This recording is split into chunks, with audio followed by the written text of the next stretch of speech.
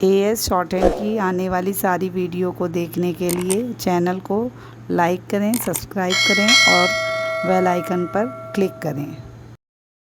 महोदय, किसानों की उपज की आप ना अधिक कीमत दे सकते हैं, ना अधिक उपजाने के लिए जो साधन देश में उपलब्ध हैं उनकी तरफ आपका ध्यान जा रहा है। जो कुछ आप कर रहे हैं उससे कोई अच्छा भविष्य नज़र नहीं आ रहा है। मैं यही कहना चाहता हूँ कि आप देखें कि आपके कार्यक्रम में कहाँ त्रुटि है, कहाँ कमी है। आपने कर लगा रखे हैं, आपने जो कर लगाए हैं वे तो लगाए ही हैं। हमारे देश में तो ज़मीन पर 25% ज़्यादा कर भी लगा दिया गया है। इतना बोझ अगर किसानों पर होगा तो उसकी कमर टूट जाएगी। वह पहले से टूटी जा रही है, लेकिन वे इन करों को देने के लिए भी तैयार हैं। यदि आप उस तरह के साधन उन किसानों के लिए तैयार करें। हमारे उत्तर प्रदेश के कुछ ज़िले हैं, पूर्वी ज़िले हैं, जहाँ पर बहुत सी स्थिति है। हमारे सदन के एक सदस्य ने रो रो कर आपको यह बताया था कि वहाँ लोगों को 2 रुपए की मज़दूरी में मिलता है। इतनी ही एक दिन की उनकी मज़दूरी है।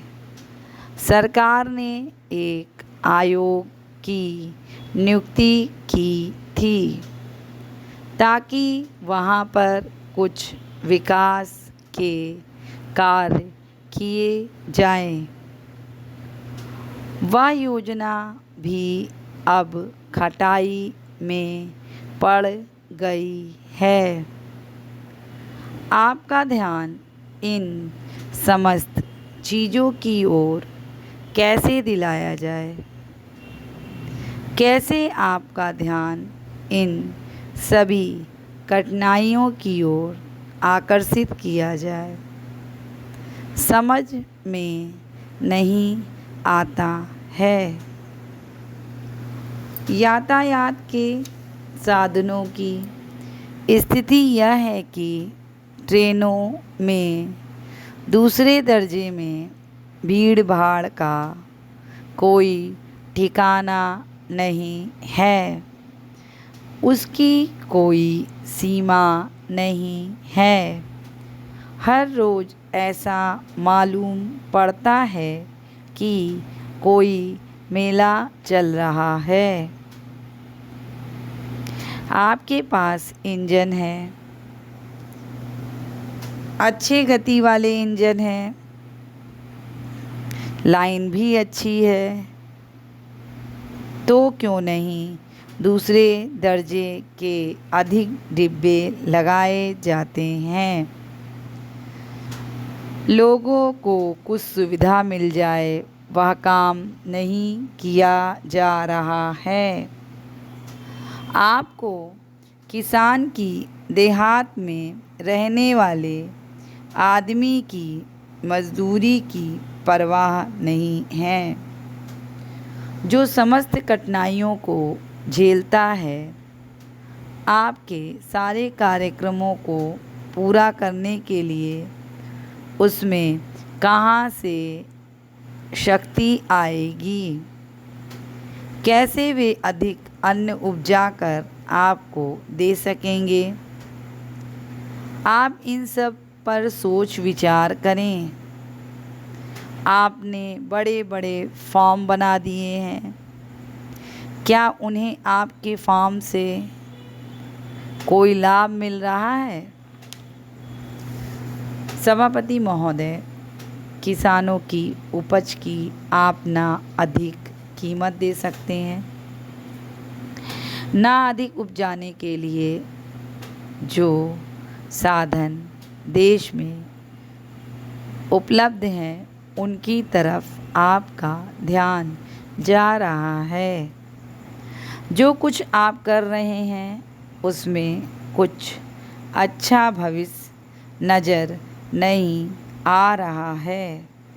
मैं यही कहना चाहता हूँ कि आप देखें कि आपके कार्यक्रम में कहाँ त्रुटि है, कहाँ कमी है। आपने कर लगा रखे हैं, आपने जो कर लगाए हैं वे तो लगाए ही हैं।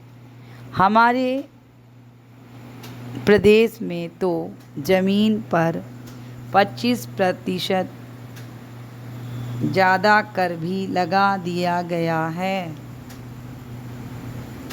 इतना बोझ अगर किसानों पर होगा तो उसकी कमर टूट जाएगी। वह पहले से टूटी जा रही है, लेकिन वे इन करों को देने के लिए तैयार भी हैं।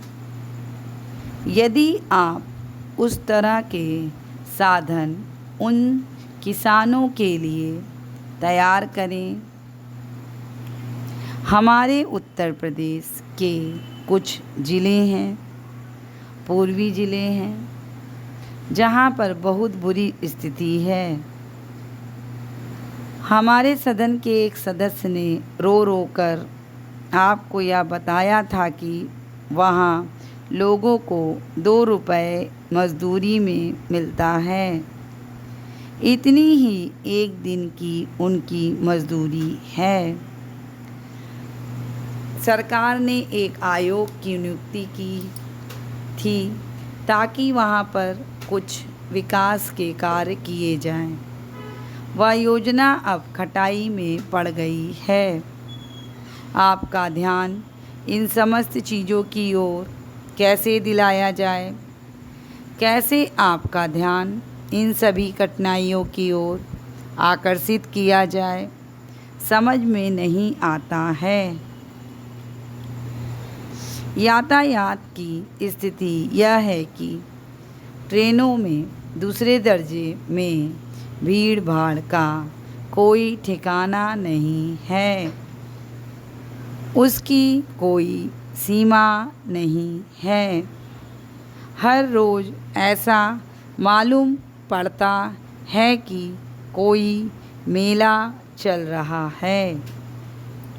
आपके पास इंजन अच्छे हैं, अच्छे गति वाले इंजन हैं, लाइन भी अच्छी है, तो क्यों नहीं दूसरे दर्जे के अधिक डिब्बे लगाए जाते हैं। लोगों को कुछ सुविधा मिल जाए, वह काम नहीं किया जा रहा है। आपको किसानों की, देहात में रहने वाले आदमी की मजदूरी की परवाह नहीं है, जो समस्त कठिनाइयों को झेलता है। आपके सारे कार्यक्रमों को पूरा करने की उसमें कहाँ से शक्ति आएगी। कैसे वे अधिक अन्न उपजा कर आपको ध्यान दे सकेंगे। आप इन सब पर सोच विचार करें। आपने बड़े बड़े फॉर्म बना दिए हैं? क्या उन्हें आपके फॉर्म से कोई लाभ मिल रहा है? स्टॉप।